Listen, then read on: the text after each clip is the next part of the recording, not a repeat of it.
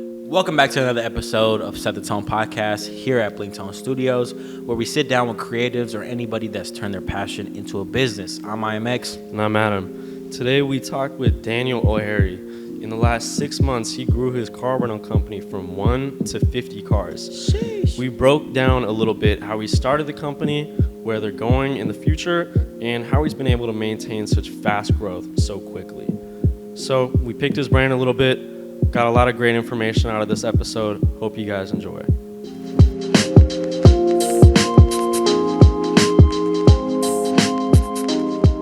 I do want to ask, because I was doing a little bit of research last night on like the Turo and the rental business in general. And I heard a few people give pretty strong bad reviews as far as renting out their own cars through Turo. And they were saying that they were strongly like, do not start renting your cars through Turo. This is a terrible business. I started this with 4 other people, very capable people. I've seen that video. Yep, I know exactly. Yep, I've seen that video. Yep, and he was talking about it where they had this business plan and all this stuff was completely set up and they bought these cars and it just failed. Yeah. What is the difference between a successful business, car rental business, versus somebody like that who said that they had it set up but it didn't work? What's the key to? Yeah, I think that guy, he went in like bought a lot of foreigns, like exotic cars, like straight exotic, and like initially, like when you first get into business, we were getting juice like, oh, let's go Lamborghinis, which we could have done, but we were like, nah, we want to make it like long lasting. You know what I mean? So we literally have cars on different ends of the spectrum. Like we have like i8 GLEs, but then we have Toyota Camrys, stuff like that, like a little bit of everything. So in the case, like one of our expensive cars, like the 911's down, we still have cars to supplement that are like safe economy cars that I know don't have a high risk of getting in an accident or stuff like that. And it helps feed that until your big cars come back and like, you know what I mean? So having like a somewhat diverse portfolio, so people could choose. It's not just you're the exotic car rental place. You have those not lower end, but the cheaper cars that could substitute the income for the other ones when they're down. Because is it like almost not seasonal, but is there like times of the month or months that like hit harder for foreigns, or what is that like? It really depends. Like if you're just speaking Turo, maybe, but like if you have that client base outside of Turo, you really don't affect that because people are trying to rent every day. Literally, like people are gonna rent your car regardless. Like my phone is always blowing up. Like her phone is always blowing up. Like everyone be trying to rent a car. But if we would have started with just exotics, we probably wouldn't have had all these cars. By the way, like, and we would just have like 4 like exotics, and then we would just been like hoping no one crashes it. You know what I mean? Like it's just not a good business model to do, especially when you're just starting. Maybe down the line, we'll get into that, like exotics. But like right now, we just want to keep it like affordable for everybody. You know? Yeah, so that's probably what it is. It's like also I don't know this video or who these guys are, what their resume is, but it's like obviously insurances and all this stuff plays a factor into the car. So it's like if you never actually owned a foreign yourself, it's like why would you go buy hella foreigns thinking that they're going to sell? Because it's just you have no info on how much the insurance is going to cost or anything. So it's like you might as well get a car relatively that you would own, and because you know what the insurance is, and we already know those kind of like what those things are. No, facts. So what would be your biggest, I wouldn't say failure, but something that if you were to go back and you would do it again, what was your biggest learning lesson? What was something that really kind of hit hard and made you kind of rethink going forward how your business ran? Were there any specific moments? Were there any for sure people crashing cars, or what were some experiences that going back you would have handled differently?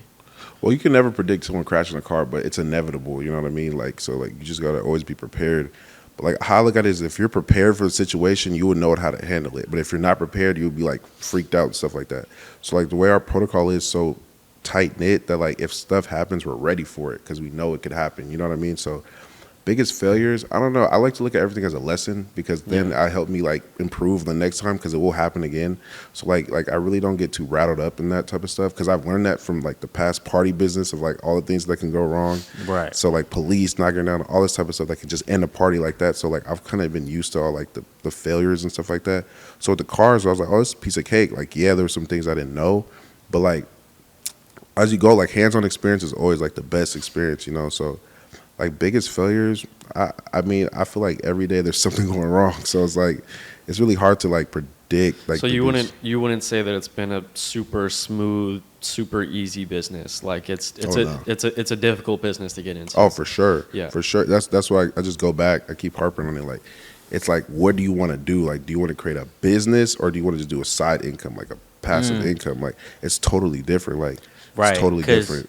When it's a side income, like, yeah, there's so many things that can go wrong. Everything is like a problem, probably, because then you're not really counting on the fact that you're going to have to put a lot of effort into this because you wanted it to just be something on the side. Exactly. So then everything is probably like a huge problem. Like, you know, I could assume if you had an extra car and you put it on Turo, then it's annoying at this point because now you have to put up with all the clients, and if somebody does ding your car, now you're like, man, this is what it wasn't built up to be. But if this is something that you want it to be an actual business, it's like he said, there's no real failure. There's nothing because you're just trying to grow. So everything is just learning how to overcome it the next time because you starting to realize, oh, these are everything that come with the business, not necessarily problems. This is just every day. Exactly. So it's like, so then let me rephrase that. What is your biggest consistent headache? What's the most difficult part about running a business like this? Like what's something that really is pressing and it's like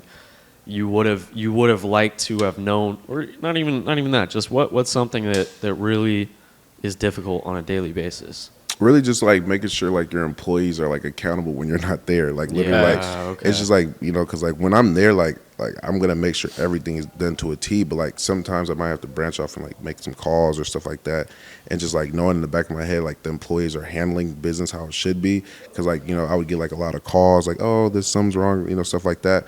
But that's more like managerial side. But like as far as like crashes, for sure is important because like you got to be quick on it, you know what I mean? Like you got to be like very, very quick.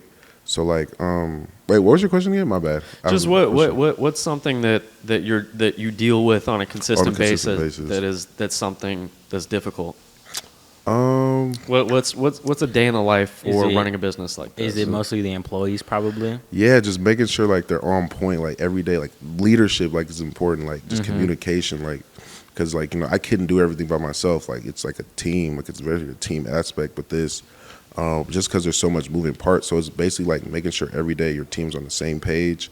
And like, you know, because if your team's on the same page and they execute, there's nothing to worry about, you know, like they'll be able to handle problems, issues, good, bad news. So like, it's just making sure every day, you know, the team's on point. And I have people like hired to make sure like that's, you know, happening like to accord. So, right. You know, those little problems get handled. That isn't, before you go into what you were saying, that is an interesting point because it's like, being able to like hire people or find people that's going to do a job for you how you would do it, or they're going to be representing you basically when you're not there. And exactly. Because it's a lot of customer service, it's a lot of things. So it's like whoever they interact with, that's their last impression on your business. And we've come to find that to be somewhat difficult.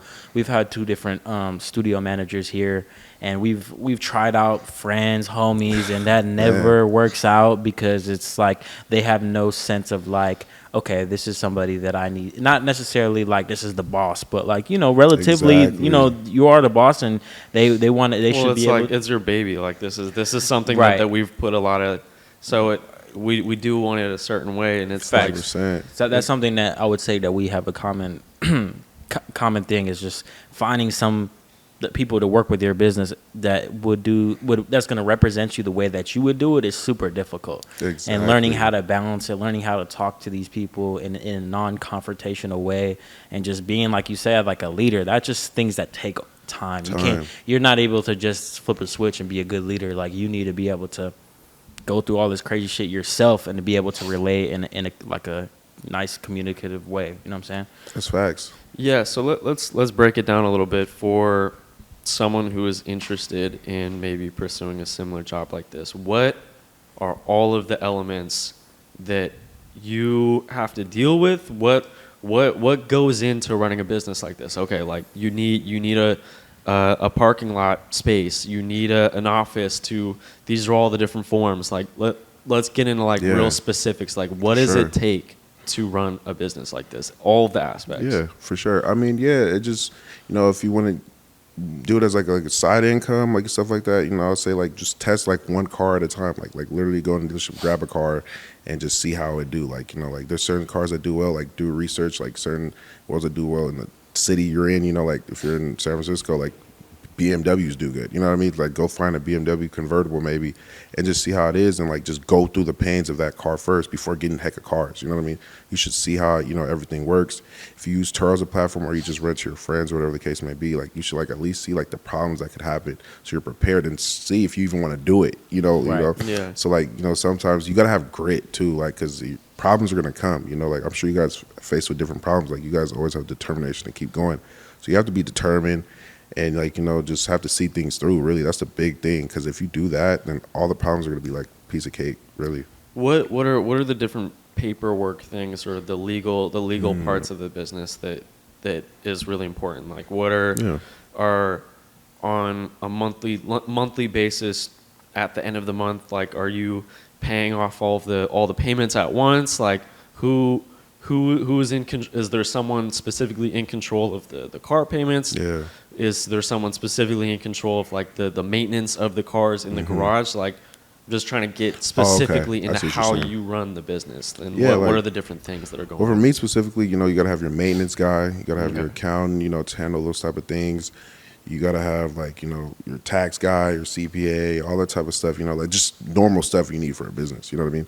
But as far as like a car rentals, like just making sure your insurance is good, like your maintenance is good, making sure you're paying your notes on time. You know, making sure you're paying like all these like little miscellaneous fees like gas, you know what I mean? Stuff like that, like that just add up that you don't really see, you know, just making sure every cent like is accounted for, you know what I mean? Like that's pretty much it. Making sure you're paying your employees. Like that's what I'm saying. Like I have a lot of employees. I'm sure the average person won't have that much employees. So you got to make sure your payroll is intact too. So it's just like, you know, those are the main expenses that you just got to make sure every month get handled, you know, like just for sure get handled. And do you mostly handle business on the go? Do you guys have like one type of place that you guys convene, or is it like you guys meet up where the cars are at? Like, is it just, or is it pretty much you just call them, we have this going, we have somebody at the airport, or they already know because of the calendar? Is it somewhat like that? Yeah, it's similar. I mean, we're like opening ground like on a new storefront on Polk Street. So like we should be getting that like January. We should be doing that. It's a storefront. It's a storefront. Yeah, oh, wow, it's a storefront on Polk Street. Like we're just in the process of like doing the flooring, but at this moment we just have a garage right now, like where it houses all of our cars. So, you know, so literally that's pretty much it. All your employees are remote.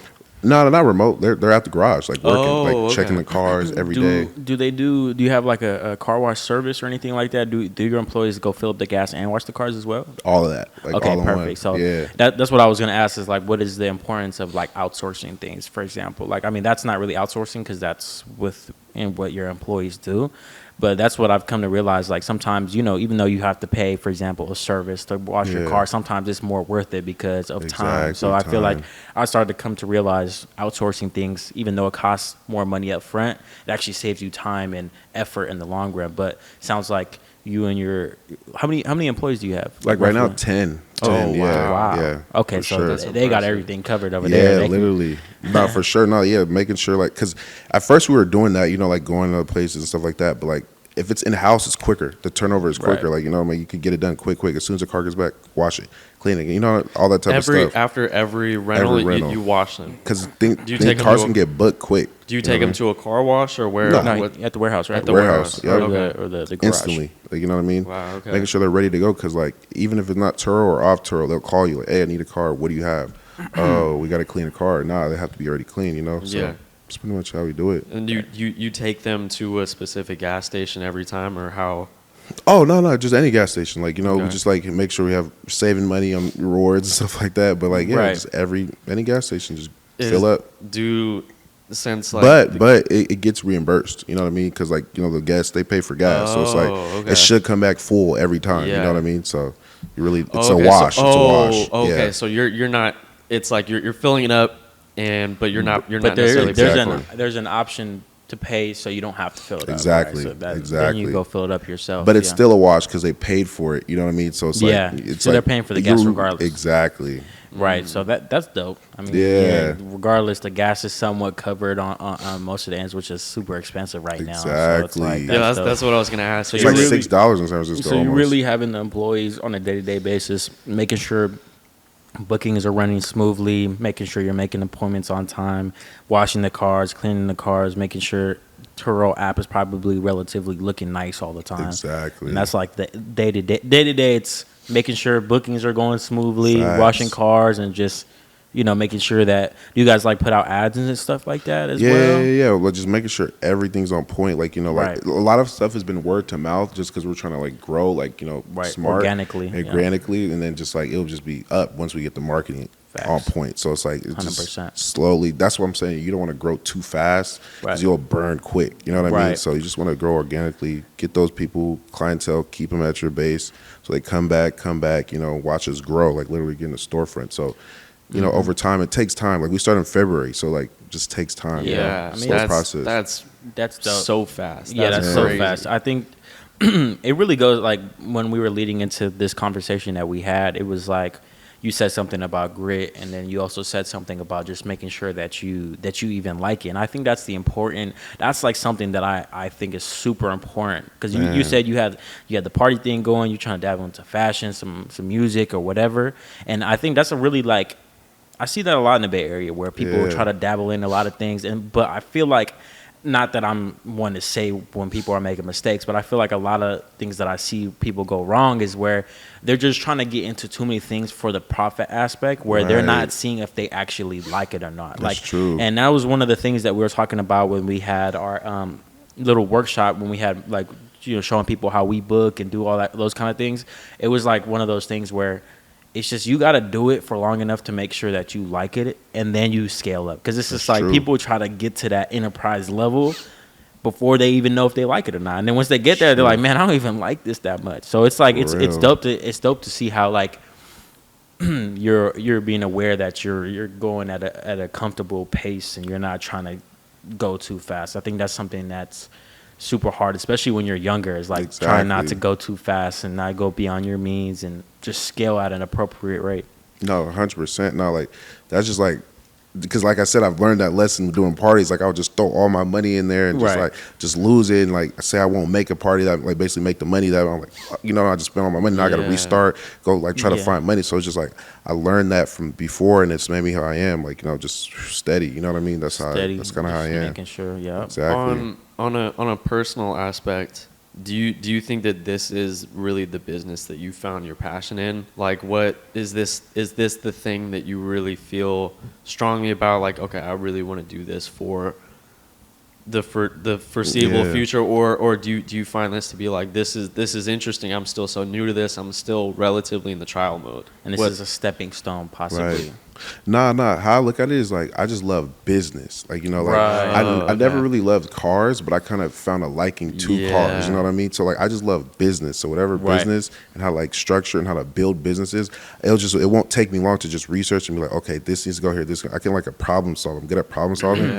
So like I don't know like per se like what I'm going to do in the next 15 years. Hopefully still this, but I do have other endeavors like I would want to tap into. You know, eventually in the build that have to do with business. So it just makes sense. You know what I mean? I like that. I feel like that's pretty common within like people that I look up to, or people that you see that are into like that have successful business. They're not always into just one thing. You know, they're into the just business aspect overall. And that's like, I feel like that's the interesting part. It's not necessarily, obviously finding something that you're super passionate about makes everything just more fun, but I feel like just the business aspect is just a game. Like everything's a game, and that it just becomes fun in itself. Like learning how to balance this business, and then once you have it not under control, but once you have it somewhat in a system and you're comfortable with it, then you kind of like next thing, right? Because so, it's like that's really what my mindset is. Just like I feel like I can't see myself doing one thing for the rest of my life. I can see myself. But doing y'all are good. You're great at it. Like y'all go crazy. Nah, like, I appreciate y'all that. dope. I mean,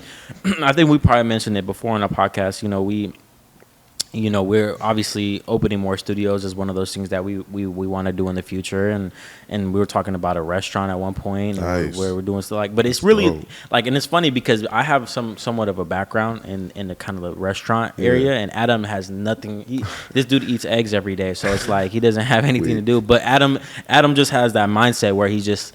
I could see as soon as at first it was like restaurant, like why would I do that? And then he started to and then he came back the next day with like, so like this is what the profit is, and I was just like, oh my God, Adam, like he like, you could see that he likes that the challenge and those like new challenges with different kinds of businesses, which is super interesting.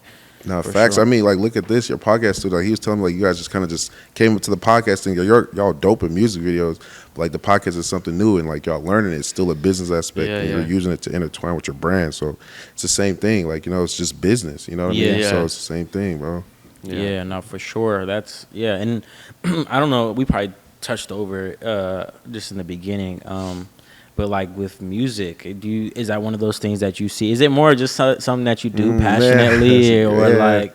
Yeah, it's like it's kind of something that's like an outlet for me. You know what I mean? Like I never really wanted to like do it too much, but who knows though? But like it was something that I was just always like, you know, one of my free time, like express about these, because I'm very like internal person. Like I really don't like talking a lot, but I feel like with music I'm able to let that out. Right. You know what I mean? Okay. So like that's just how I use music as like an outlet, you know? It's so funny because you have like the most perfect setup to be like have the dopest video ever. Like, with the cars and all that. Yeah, that's true. You're literally in a position that like everybody wants to be in. Like just have all the cars in the video. Like real. Man, you could literally. No, that was the thing with like the video that we shot. It was like where you had the i8 and it was. Most rappers, if they have like a car like that for their video, it's like, oh, they rented it. It's like, nah, that's your car. Exactly. That is yours. No, for real. 100%. Yeah. I mean, I don't know. Maybe down the line, but like, nah, that's really like I said, I like business more. Like I really like business. Like that's somewhere I could wake up every day. Music is like, I have my days and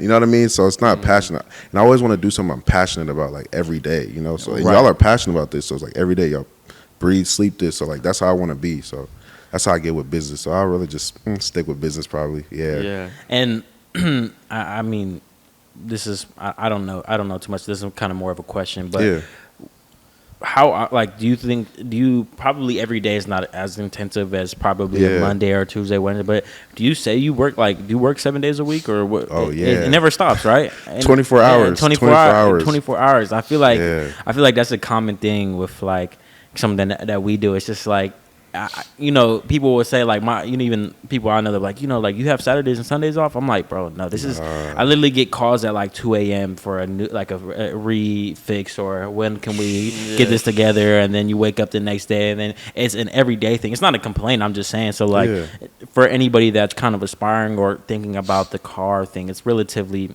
Always taking calls, always doing that, right? No, for sure. Like, you can get a call at 2 a.m. Like, hey, my car broke down. What do I do? You know what I mean? Like, it be serious like that. Like, quick, you know, you got to be quick. Like, that's what I'm saying. Problem solving is the key because, like, you can't just wait. You got to, like, act on it.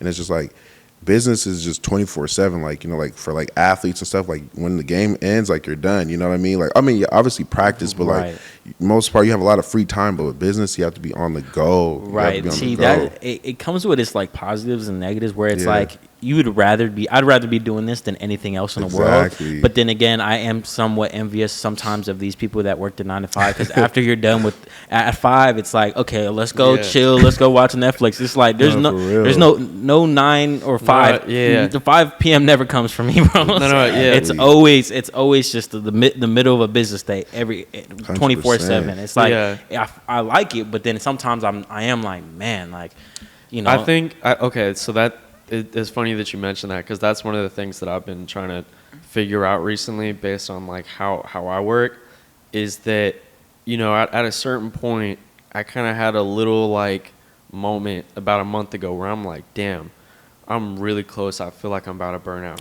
That's crazy. Like a very serious, like I'm this close to saying fuck all videos. I don't want to do this anymore. Yeah. And that's just because it's like when you do something for a certain period of time and it is kind of like you're never off. Yeah. And you're always getting texts and you're always getting calls and there's always like your entire life, no matter what, revolves around this business.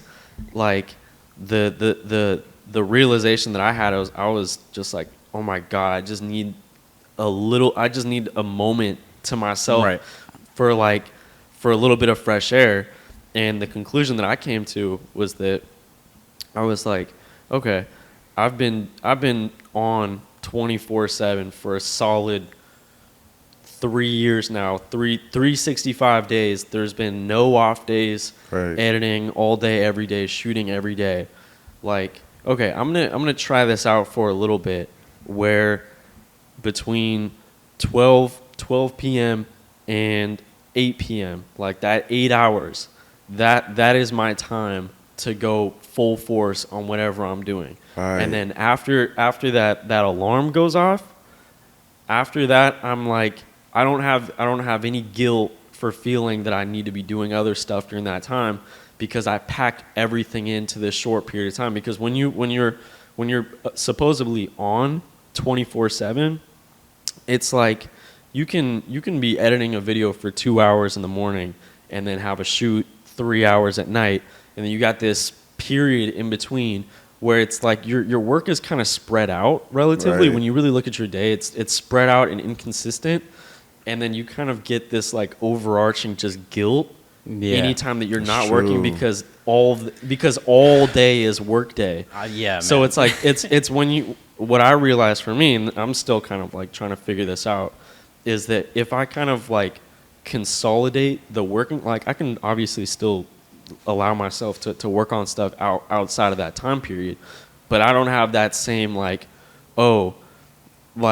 beating myself up if I'm not doing something at 1 a.m. when I should be going to sleep. Exactly. It's like what I'm realizing for myself is that I'm trying out a little bit more of scheduling, and like this certain day I'm not taking calls from anybody. I'm only doing what I want to do at this time.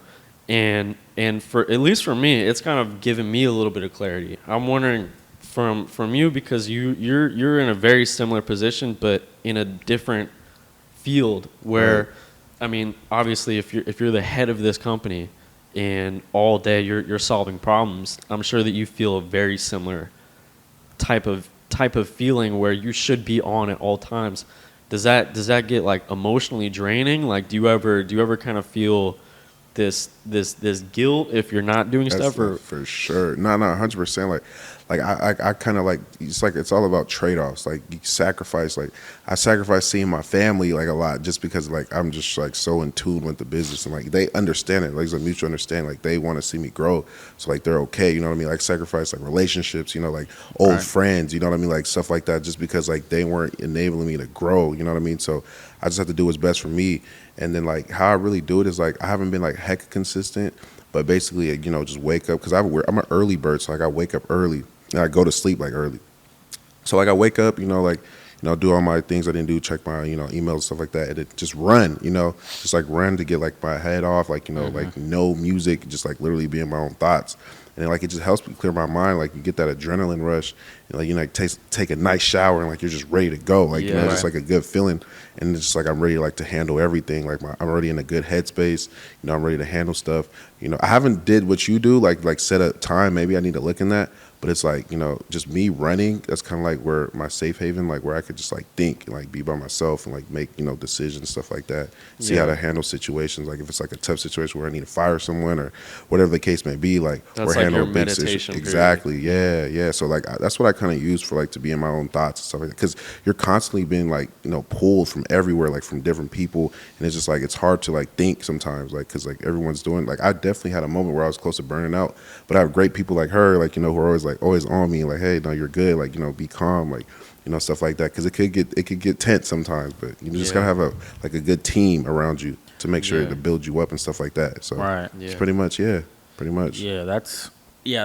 interesting. I think it's like it's all good problems, having that feeling of like burning out, that means you have a lot of work coming in. So it's like these are all problems that you want to have, but it's all about like finding that balance. And that's something that we're all relatively, I mean, we've been shooting videos 2-3 years plus whatever, and doing that consistently pretty much every single day. And then this studio on top of that is relatively passive, but it's still relatively every day checking up on what we still have to do. So it's like, and we're all kind of in more of the infant stage of still building stuff. So it's like it's good to like analyze what those problems are now, and be able to kind of like figure out what we can do about it, because it's better to how you work as an individual, right? What motivates you, and what are those things? And I think it's good to assess that as quick as possible, so that you don't get to a place I think you can't come back from. That's one of those things where it's like you got to continue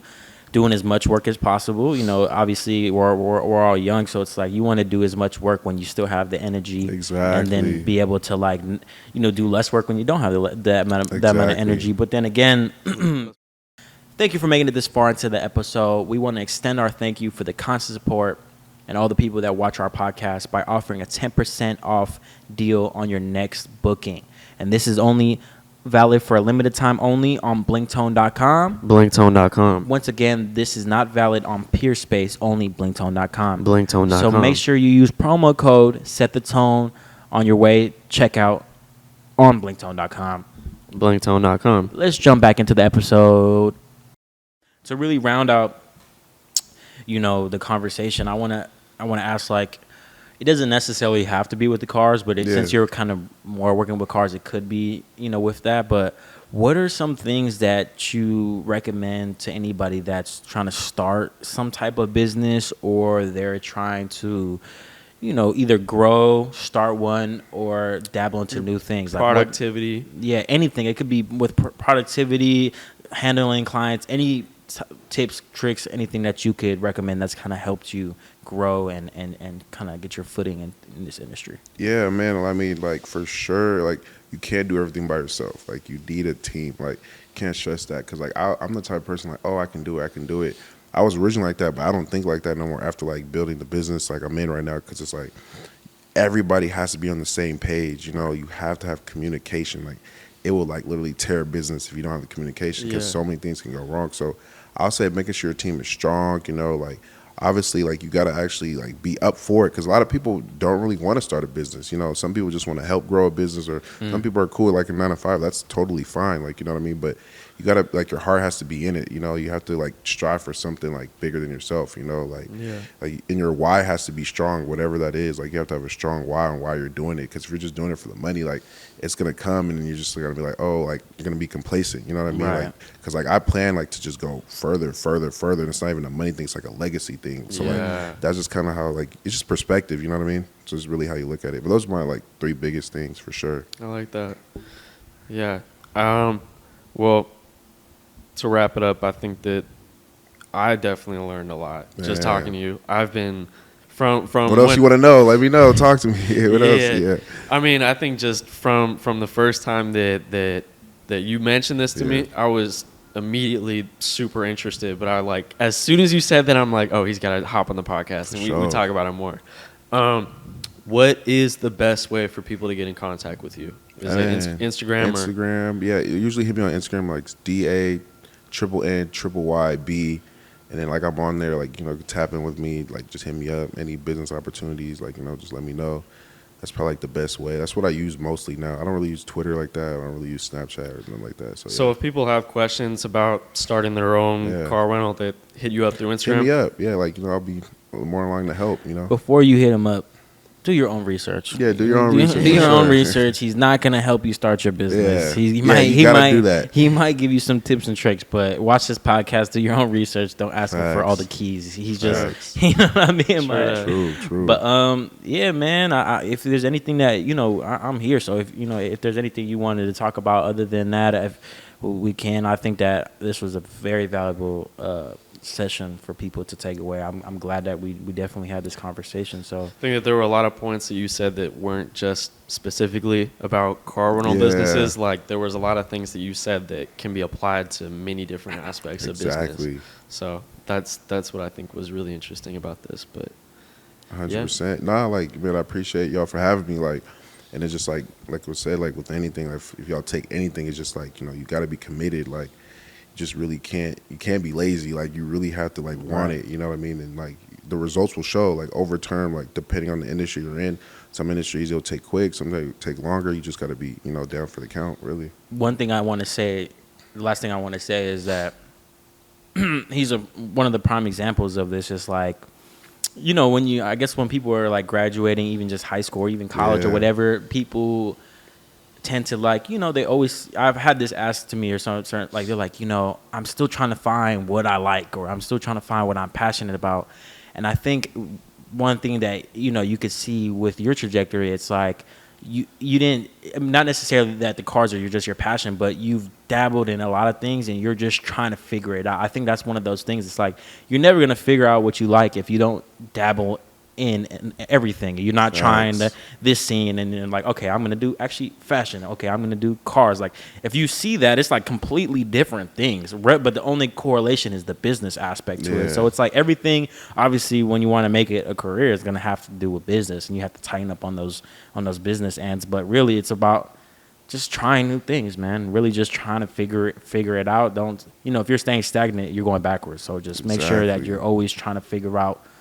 If you don't like exactly what you're doing, just keep on trying things. 100%. I like that. If you're staying stagnant, you're going backwards. Right. And if you don't have that business sense, like, you can go hire people, to help you out with those type of things. Like, just like there's a lot of things to help, like maybe like help it and just use resources, like get mentors. I don't know. Like, there's a lot of things to help you if you don't have that business aspect. Did you have any mentors going into it? No, not necessarily. Like I would use YouTube a lot, just like to learn things. Yep. But like right now, I do have like a good mentor who's like helped me like grow exponentially. Like, he's just like someone. He was the person who rented a car and like literally like this. Like, we've been like in lockstep. Like, and we're just like he wants to see me grow because he had a mentor who helped him achieve like such great heights, and he's seen that in me, and he was like, you know what, like, oh, I think you're onto something. Like, I just want to help you. He doesn't want no gain out of it, and he just wants to see me do good. So those type of people, like, they're hard to find, but like they're out there. So you just got to look for those people. How do you think? You think it was just you putting your effort into everything and he noticed that? Is that really probably how you made that connection? What would you say to somebody that's looking? You can't really look for a mentor, like it just kind of comes, but you would say just putting your effort into every booking is kind of what helped you do that? Agreed. Like, just being professional, you know what I mean? Holding yourself in the right standard, like, and like, just like articulating yourself well. Like, you gotta like, you can't be shy to speak. Like, you just got to talk. You got to go out there and talk to people, and you never know who you meet. Like, some people you wouldn't even think by the way they dress or whatever the case may be. Like, they may have some valuable information that you wouldn't know. Like, that's kind of like him. Like, you wouldn't thought, like, he rents the I-8 and like, you just think it's going to be a transaction. He's like, hey, what's your name? Like, how you do? So it just, you don't never know what it can come to. So yeah, just talk. Just talk to people. You just never know. You never know who that other person knows. You know what I mean? Treat everybody like, you don't want to use everybody as a potential like gain. Don't underestimate people. But you treat everything like an opportunity, man. Everything is an opportunity. That's how I look at things. It's like, I don't have a specific time frame where by this year I need to accomplish this. Obviously I have goals, but I don't do that because if I set that, then everything. If you don't set a time frame for when you should succeed, it's like everything is an opportunity. You take everything so seriously, and I think that's taking every little client, even if you're only doing one booking a month, you're doing two booking, take those. If you're only booking 2 clients a month, then those 2 clients should be your number one priority. And I feel like that's something that you probably do, 100%. And that's probably why you've been booking so much, is just treating everybody like a top client. You know what I'm saying? Customer service for sure. Yeah, especially with any business, customer service on point. Facts. Yeah, man, that was a great conversation, and you know what I'm saying? Thank you for tuning in. And Set the Tone podcast. Let's go. We're out. Yes, sir.